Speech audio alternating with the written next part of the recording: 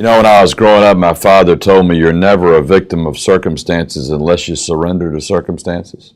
And in my lifetime, I've learned you hit a lot of circumstances that could get you down, but if you keep on moving, if you hit the reset button, if you look for brighter days, they'll come. You know, in 1966, when I went in the real estate business, I was an abject failure and about to go broke until I met a wonderful woman named Diane Davison and decided I wanted to marry her.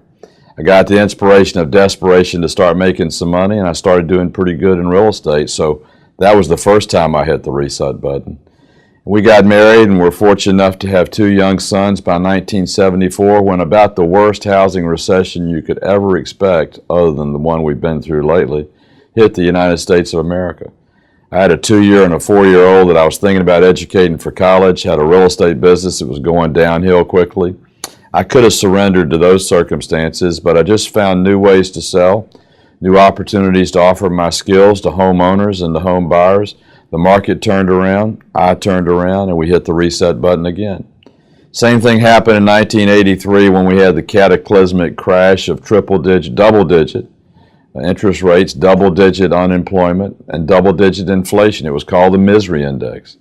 Business was tough. Values were being depreciated because inflation was blowing everything through the roof and devaluing the dollar.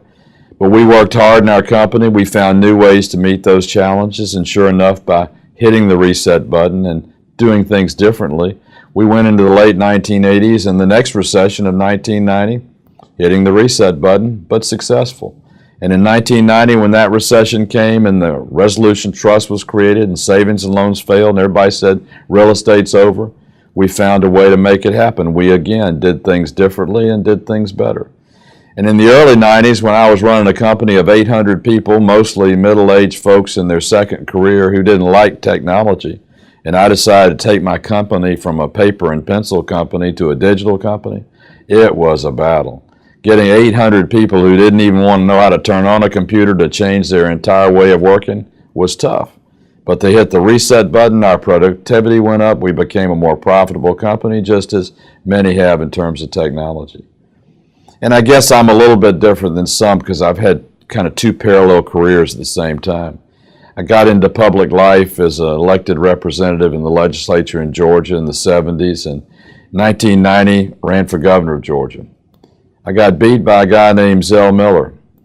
14 years later, I replaced him in the United States Senate. That's what I'd call hitting the reset button. I think if you look forward to what can be rather than look back on what has been, there's no limit to what you can do as an individual. We've been through some very challenging times in the United States of America since the fall of 2008. A lot of things people said had never happened, happened. A lot of things we've seen we never believed would actually come about. But there's a new normal coming, and I want to be a part of it. Sure, things will be different as markets come back, as banks stabilize, as the economy begins to prosper. And I'll be different. I'll still be a leader in Congress, but hopefully I'll be different with my kids, helping them reset the button as well.